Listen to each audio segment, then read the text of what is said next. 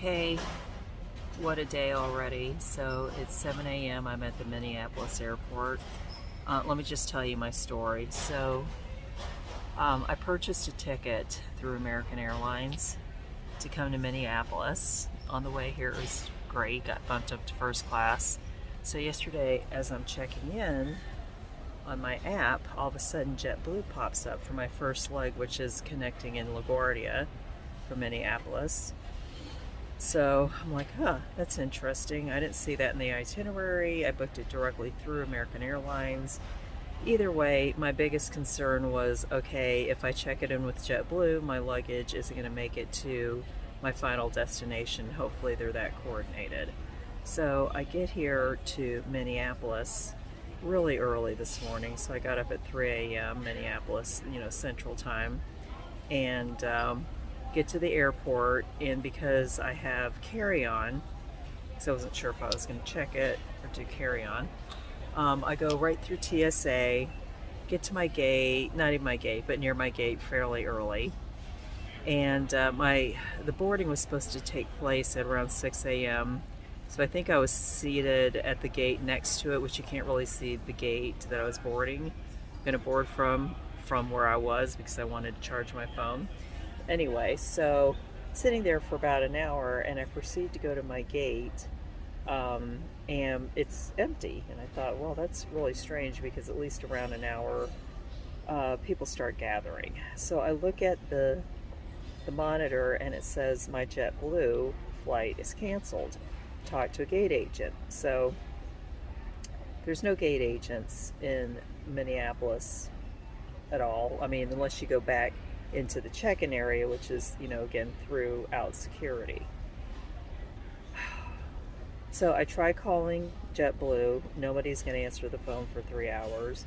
I try calling American because that's who I booked it through originally, and there was an 8-hour wait. And ultimately what I found out is that it was canceled because of the weather in LaGuardia, and yet I'm looking at the weather in New York City and it looks completely clear today, and they said it was canceled last night. This is JetBlue saying this, which I never received that notification, so almost it was like my fault I even showed up here at all. And so even when you call American, it says, yes, your flight, is still on for going to LaGuardia. It's on schedule. Anyway, so I go back out through security, go to JetBlue with some pretty disinterested people who seemed annoyed to even help me. And I don't even know how well educated everybody is about the fact that they're, say, JetBlue is partnering with American, because I had to explain this whole thing to a couple people. Either way, they said, well, we can't get you out until Sunday. Okay, well, that's not great. It's Friday and I have things I want to do. So, and also considerations is the extra expense to be in a hotel until Sunday, aside from things I want to get home to. So, of course, like I said, American's not answering its phone for 8 hours. So, where I was is Terminal 2 to get to Terminal 1, so this is just some education for anyone that ever travels here. You have to get on a train because it's 3 miles away. So you get on a train and you get to Terminal 1, and I went to American, and again, doesn't seem like there's any education throughout the ticketing agents about what's going on. So I explain again the whole thing, and they're like, okay, well, it's your issue is with JetBlue. You need to work with JetBlue. So as I'm talking, I'm saying, hey, I booked this through American, not JetBlue, so I just think in good faith, obviously you all should be the ones getting me back to Richmond. And I said, even as a concession, at least get me to DC. So the young lady just seemed confused, so she's going to have somebody else come. But the lady that she's going to have come help me just goes, we have nothing to do with JetBlue. She needs to work it out with JetBlue. And as I showed to the lady I was talking to originally, if you look at my itinerary that they emailed me, there is nothing that says anything about JetBlue in it, and if there is, you have to open it up, and maybe there is in some small detailed writing. I didn't even know I was doing JetBlue until I had to check in yesterday. So luckily, there was somebody that was super helpful, because I knew there were some flights over to the East Coast, because I just checked what flights are available, and he got me on the flight to DC at 12. So basically I'll be in this airport for about 7 hours. But what I wanted to show you all is there is a quiet area here where there's sleeping pads. It's on level 3. So I'm sitting in the corner so I don't bother anyone. It's not that quiet. You can still hear what's going on downstairs, but at least you have sleeping pads here. And unfortunately I didn't bring, because I don't necessarily want to sleep on the sleeping pads without a blanket or something of my own, and I didn't bring my neck pillow, which is my fault. You know, the one time I don't do something, that's when I really need it, because I have another basically 5 or 6 hours to kill. And just so you know too, there's lounge access, right? Well, I have priority pass through American Express Aspire, but the only thing we have here at Minneapolis is this PGA lounge, and they give you $15 credit for a meal, which is good. I'm happy with that, but it opens at 8 a.m., which isn't bad, but the priority pass site says 11 a.m., so you have to ask somebody an information. So luckily it's 8 a.m., but I'm sure I'll go over there eventually. And there is an American Express over here lounge, but it's only for people that have the Centurion or certain Delta cards. So I was thinking maybe about getting the American Express Centurion, but I just don't know if I would use it that much or need this lounge access that much to pay $500, $600. I don't know what it is. I use the Hilton Aspire, and I just want to put everything on that because I get Hilton points. That's $450 a year, which pays for itself pretty quickly. Maybe I should do a review on that, even though everybody else has done one. Okay, so that's all I wanted to say is this is my Minneapolis Airport JetBlue American experience, and just to let you all know that American and JetBlue have gotten to a partnership, which I had to find out after the fact, after I've been going through this, and it looks like your miles apply for both airlines, but they still, it doesn't seem to have made all the employees yet that there's a partnership. So no surprises out there. So I just thought I'd let you know that. Have a nice day. Bye. So I just want you to know that I went through a good bit of time pulling emails, taking the screenshots, where it's like I've got an American Airlines, a JetBlue boarding pass. Seems like the technology is confused. They did tell me, I think it was 3 days ago in an email, it just said something like, oh, your JetBlue flight. So I'm not sure who would ever just notice that, because I don't check my email every day. So technically they did tell me it was a JetBlue flight in an email, but it's weeks after I actually purchased this flight. And again, every company can say it's in the fine print, and if I missed it, I missed it, but I'm going to an American flight app, and I expect I'm flying American, not some other partner airline that I didn't know about. But either way, there's a bunch of screenshots I was going to put in here, but it's taking forever to resize everything, and I'm just too tired to deal with this. So anyway, I guess that's it. I was just going to show you all that, and just, you know, if I ever need to show anyone. I thought I would finish up my commentary yesterday about my flights with American / JetBlue. Well, it didn't end after that last post. I thought I was gonna get on a flight to DC, remember, like 4 or 5 hours later, so I was just killing time at Minneapolis. So after I clicked off of that, Troy, who was watching my flights, I guess more than me, goes, well, your flight to DC now is canceled. OMG. So there I go through security,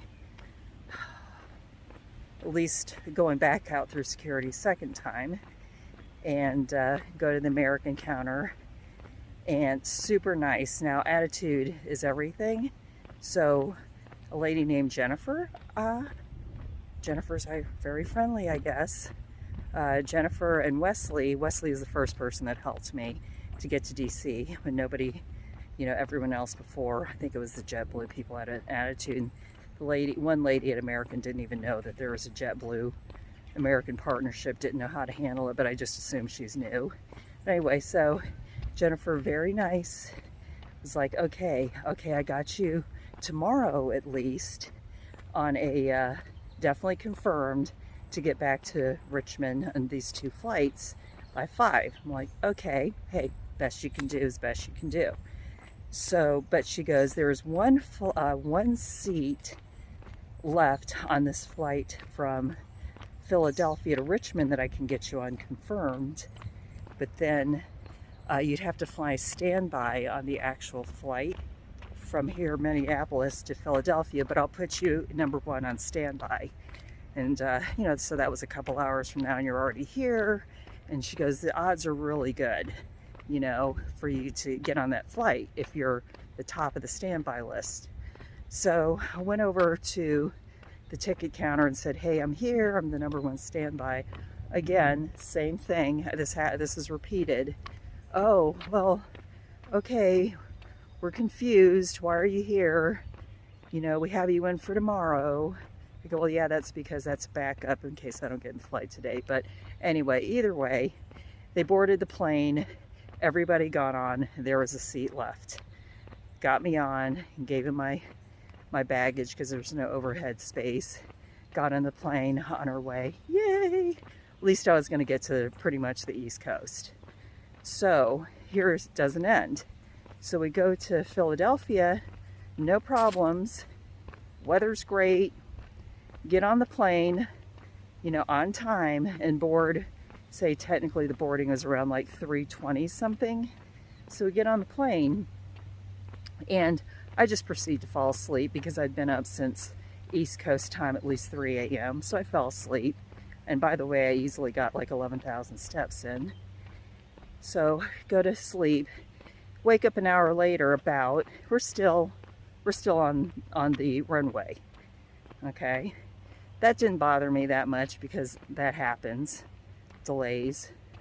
So what ended up happening is that we're on the runway, about an hour-ish in, the pilot goes, we need to go back to the gate to get more fuel. Okay, go back to the gate to get more fuel, sitting there, and he goes, well, we need to get our flight route approved by air traffic control. And I'm just recollecting this, might not be completely accurate, but anyway, so, okay, wait.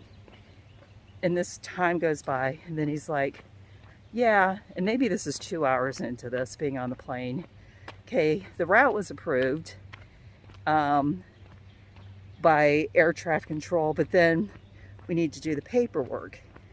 And so seriously, it might have been more than 2 hours into this. So I'm like, okay, we're all okay, right? So there's more than just me on the plane. So that takes forever.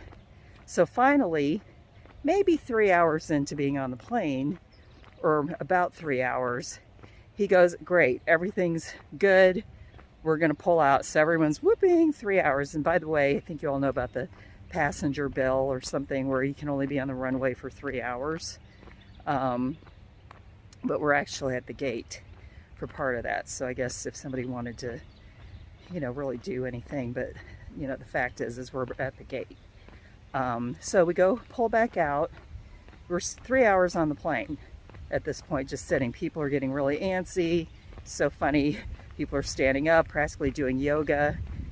People can't always sit for that long. And I know there's like international flights and really long flights, but maybe if your expectation is to not be sitting down for 3 hours, you didn't prepare for this. And there were some older people on the plane, so forth. So people had to just stand up, walk around, stretch, everything. So now we're going back out to the runway, all so excited. And the lady next to me had somebody waiting for her in Richmond.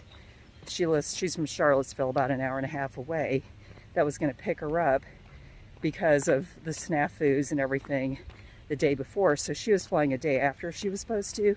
So anyway, somebody had to pick her up. Drove an hour and a half expecting her to pick her up at a certain time. And all these delays, she's, you know, like, oh gosh, I feel really bad for this person doing me a big favor. Because now they're waiting around a long time and they had to drive an hour and a half. Okay, so we go out. Then the pilot goes, I'm not making this up. The pilot goes, well, now our route's not approved anymore. They closed down that route.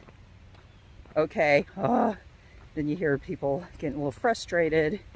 So then he doesn't really say anything anymore. So we just sit there and we just don't know what's going to happen. Then eventually he just starts pulling around where he's lining up to take off, but we don't want to get too excited. And we're just happy that he's not going towards the terminal. He's still away from the terminal.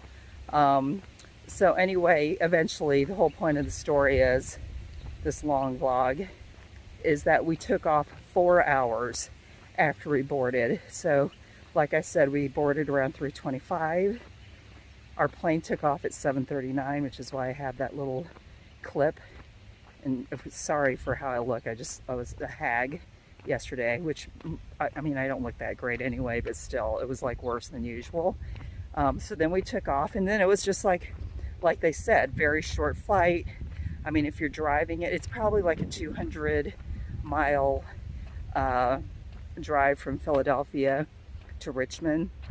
So the flight attendant said, well, this is a 30-minute flight, wheels up, wheels down, but it was actually a little bit more than that because they had to take a different flight route. So anyway, that's my story. That was, and somebody in front of me, one of the men is like, I've been traveling for 10 years. He goes, this is the worst flight I've ever been on. I wouldn't say it's the worst flight. I can't even call it the worst day of travel. But it was up there. To me, I would say it's the longest I've ever been held captive on a plane. That's for sure. But I think the worst flight for me would be actually a flight in midair where the turbulence was so bad that I was like flipping out.